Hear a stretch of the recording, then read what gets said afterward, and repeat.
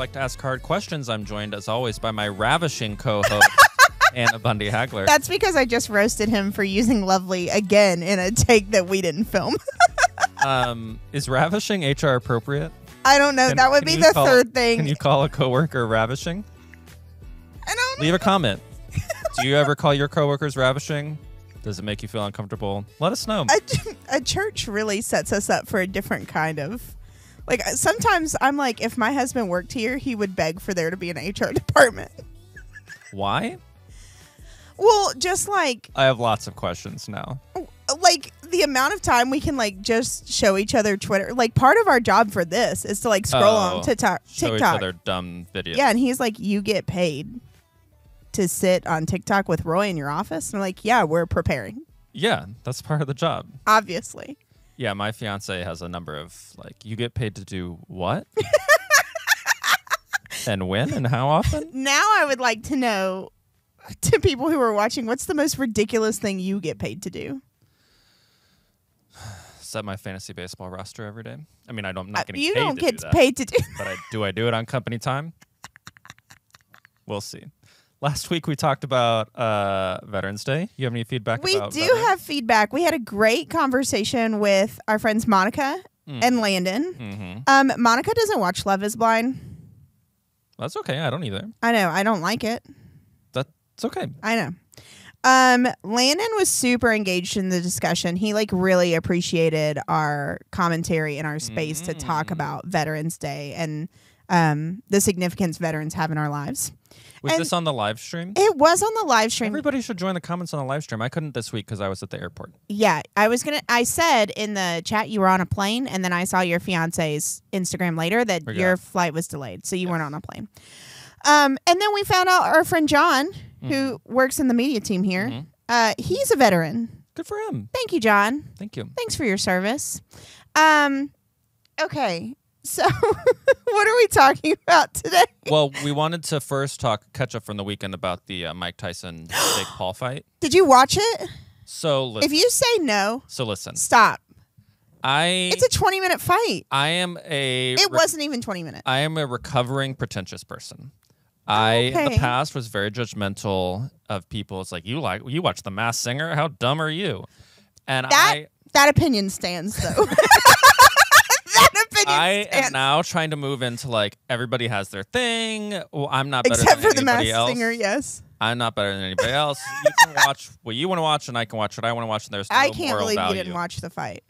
If you thought a 60-year-old fighting a YouTuber was going to be entertaining, that's on you.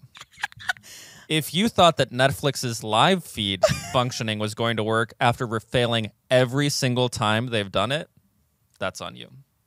And those two things combined is really on you. First of all, I would just like to thank Netflix. My household was not the house that got stuck on the shot of Mike Tyson turning away with his booty out. So I was grateful for that. Secondly, my favorite TikToks right now are like, it says men are saying women are so dramatic. And then it's like literally men, and it's the Paul brothers riding in on their custom car at like 3 miles per hour. Like he couldn't even walk in to fight Mike Tyson. Yeah, you got to play it up a little bit. No, you don't. That's the most dramatic thing I've ever seen. He's wearing sequin. I'm in favor of the silver drama. Shorts. Yeah. Anyway, we were on the edge of our seats because like you don't want to watch Mike Tyson lose. I don't care about Mike Tyson. And sometimes I feel like we're on different planets. We are. This is one of those Venn diagrams that did not overlap. You know what we do have in common? What? Friendship. What a great segue. Usually you're very good at it. I know, you did it so well. So today we're talking about friendship. Yes. And we wanted to bring each of us the top 3 things we're looking for. Yeah, I want to interrupt you, though, because I saw this video. I don't know. Barstool posted it, which cracks me up even more. We're on a great Venn diagrams. As soon as I saw it, I thought, that explains friendship to me. Okay. Okay, let's watch it. Okay. My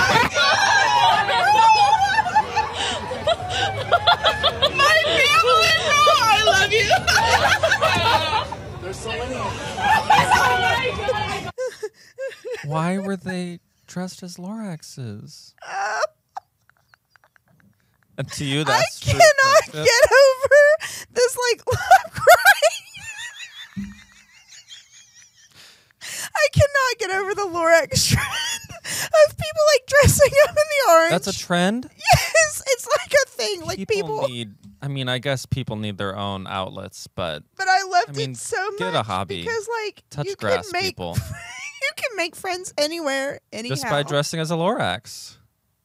If you're having trouble making friends, our professional advice is dress as a Lorax in public, and that will definitely end well for you. I can't handle it. You're gonna have to start this Okay. one. I thought we were taking this seriously.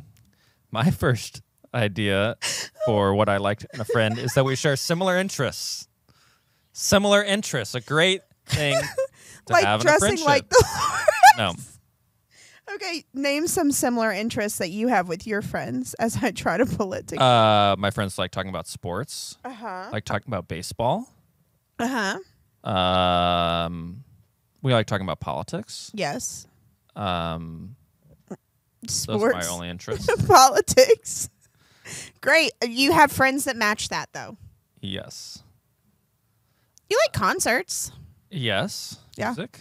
music, About which shows. which men are attractive. Oh. Love texting about that. We had a debate this morning about whether Timothy Chalamet is attractive. No. Two of my favorite podcasters call him Timothy Chevrolet Why? because nobody can pronounce his last name. Chalamet. It's not hard. Okay. Don't give me that look. Okay. What's your number one thing you're looking for in a friend? To be fair, I wrote this before today's video. Humor. Humor. I Great. want somebody to be funny as hell. I want them to think I'm funny. You're so funny. It's got to go both ways. You're or I'm out. hilarious. Thank you. My number two is that they're a reliable texter. I would be so out of your friend group. You don't. I hardly text back, and my friends know that I've read it and I'm texting back. I have a 5 to 7 day business 5 day. to 7 days to Business respond to a days. text? Oh my God. No, it's got to be 24 hours. You need your friends to respond back in 24 hours? Yes, or else it's basically like you didn't respond. I've moved on with my life at that point. Okay. Continue. Now, see, my fiance thinks that a text needs to be responded to immediately, no matter what else is going on. Jacob Mears. There's no way that anybody can respond to a text immediately. He does. But if you ever text me, I will remember to respond immediately. He's like, they were expecting a response. And I'm like, if they need an immediate response, it would have been a phone call. I love a phone call. I'm a phone call girl, though. Okay, what's your number two? Honesty. Like, get out of here if you're not going to be honest with me, if you're not going to be honest with yourself, if you're not going to be honest with your people. Do you know the Will Ferrell, Kristen Wiig video where they're introducing the movies and they've never seen them and they keep describing every movie? It's, you get out of here. That's what you just reminded me of. I'll show that to you. Jacob and I watch it like once a month. Great. Honesty is like so important, though. Like, That's not true. why not? No, I'm just saying. Oh. I said honesty. Okay, go ahead. Number three, they'll let me talk about housing. That's the third most important. That's the thing in a third friendship. most. We only brought 3. And that's the third most. Listen, it's supply and demand. The reason Housing? housing's expensive is because we don't build enough. Okay? I have so And many if you questions, don't- but the point of this episode is not housing. I'm happy to talk about housing anytime. Let's make it the you theme next week. I'll text you. Just don't expect a response soon. Call me. Okay, I will. You G-chat me, so help me. I do love a G chat too. So dumb. I'll respond to G chat sooner than text. What I don't mean wrong to. with you as a If human any of being? my friends are watching this, will you please drop a comment and tell them that 1, we're still friends, and 2, I'm not Don't lying. believe it. Do your friends G-chat you? No. Do your friends ask if you can make them at FUMC Dallas email addresses so that they Maybe can they reach should. you reliably by G-chatting you? Maybe they should. My last one is a commitment to growth. Maybe you need to commit to a lot of things. I am committed to learning more about myself and others. And so I think that people I surround myself with should also have that commitment. What I'm hearing is you want your friends to commit to growing to accept you however you are. Maybe. And that you're not Maybe making a commitment to maybe grow. I should change it to commitment to therapy so they can talk about me there. Yeah. Anyway. So you're 5 to 7 days. It's so rude. It's offensive. I can't believe that's what you're stuck on. It's offensive. If I sent you something funny and you don't respond for 5 to 7 days, it's not funny anymore. I'll react to it, but I'll usually follow back up with a response in 5 to 7 business days. How do you even remember that the texts are there? I unread them. You unread texts? Yeah. So let's see. I don't know how to do that, and I don't want to know. I only have 12 unread texts right now. Okay. It'll get up to 40. I try to do that on Fridays. There's no reason that this friendship episode should be talking about my texting habits. Just so angry. Do you want to break it up a little bit? Should we transition? Yeah. Whatever video, I don't even. Okay, I've told you the last couple of weeks I picked the videos. But our producer Dexter picked this video for us. Let's watch.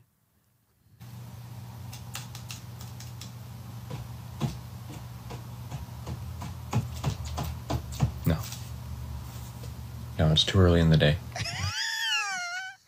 Do you get it? No, I don't get it. Oh, because he wants to turn it into wine. Yeah. So the comments kill me. The top one says, "It's 5 somewhere, JC." And then there's non-Christians that says, "I'm overtired. Someone please explain this." Yeah. And anyway. I needed it explained to me. That's pretty good. Thank you. Thank you for being a friend and explaining it to me. I would like to talk about how to make friends as an adult. Okay, that's an important one. You don't seem to have any problem with it. You have plenty of friends, even though you have terrible texting habits. Looking back, our understanding of friendship often comes from when we were kids. In school, it's pretty easy to make friends, at least I thought so. You'd sit next to someone in class, or you'd share the same lunch period, and because you saw them so often, you had the same social circles, it wasn't hard to become friends. But as we get older and our commitments and our priorities change, forming new friendships can become a lot less straightforward. In our 20s, most of us are simply trying to keep up with everything on our plates. We're building careers, developing romantic relationships, taking care of family, and juggling newfound responsibilities. The idea of making friends can feel like something that needs to be squeezed into whatever time we have left over, especially if we don't have a group of friends from high school or college who already live nearby. Mm-hmm. And by the time we get into our 30s, our social connections often center around work and our existing routines. And while those relationships are important, they can often be limited or superficial. And that's why building friendship as an adult requires a different approach than when we were kids. It's no longer just about who you see every day. It's about intentionally seeking people who add meaning and joy to our lives. And this can mean stepping outside of our comfort zones, whether it's inviting a coworker out for coffee, joining a local club or religious organization, or attending events that interest us, even if we don't know anyone who's already going. Because our only experience of friendship is from when we were younger, it feels like making friends should be easy and instant like it used to be. But in reality, adult friendships usually require patience and commitment. They're built gradually over shared experiences and honest conversations. Thankfully, while adult friendships may take more time to cultivate, they can also be more meaningful. Because we have a stronger sense of who we are, we can choose friends who resonate with that and who we're becoming. As adults, we're more likely to seek friendships based on shared beliefs, similar life experiences, or the kind of support that can sustain us through life's changes. The hard part is when we meet someone we'd like to know better, we might hesitate to take the next step. It takes vulnerability to reach out and make plans. But if we leave things up to chance, we might miss out on friendships that could have become meaningful. Or our issue may be that we feel like we're simply too busy to make time for new friendships. And life is demanding. It's easy to put socializing on hold. But waiting for the right time to make friends could mean that we never actually get there. In the end, making friends as an adult isn't something that we can leave up to chance. We have to reach out, show up, and let ourselves be vulnerable. Friendships don't just add joy to our lives. They help us navigate the challenges of being alive. Wow, what a word. Thank you. When's the last time you made a new friend? I'm working on making some new friends. Okay. From our premarital class that we did here. Yeah. Yes. That's cool. We're trying to be intentional about staying in touch and seeing each other and Yeah. developing adult friendships. Yeah. And I think it's interesting. It is very different than. Do you find it different than when you were as a kid? Yes. One is because, like, as a kid, really a lot of your friendships are based on, like, geographical location. Yes. We live in a metroplex, so like I made. It's funny. I love friends. I have good friends. I think you're good at making friends. Thank you. I tried to make new friends this last year, and that bit me in the ass. Why? As you were talking, it kind of reminded me that you said making friends isn't easy or instant like it used to be, and these people, it felt. In the moment, it felt easy and instant, and now I'm skeptical, but that's because that's who they were, and they didn't actually want a friendship. I took that as friendship, and it wasn't. So it was like a group of girls, and actually, it was like a group of like 5 girls. One of the girls, Maddie, watches this every week. She and I are still very tight. Like our connection was not easy and it was not instant, but we were like really intentional with each other over time. And now she's one of the ones, we're in a group chat. So they text me multiple times a week. I text back in my timeline. But I just think that like making friends as an adult is so important. And I think if it is like incredibly easy, or you think it's like an instant match, maybe like wonder maybe if it's not meant to be. Yeah, maybe wonder if it's like a friend you actually want to make, and if you actually have similar values, or if you're just like you watch SNL. Yes. It made me think of Kristen Wiig's Target lady. And in one of the skits, she like she's like, "Can I see your ID?" And she looks and she's like, "It's a match." Because they look the same? Yeah, because the ID and the person look the same. And so when I was thinking about it, I was like, we don't like instantly need it to be a match. Oh, okay. That makes where my brain went. Yeah. I have a hard time because as someone with a significant other. Yes. It's so easy to just only do things with them. Oh. And it's like my favorite thing is being with Kyler. Yeah, and so at home.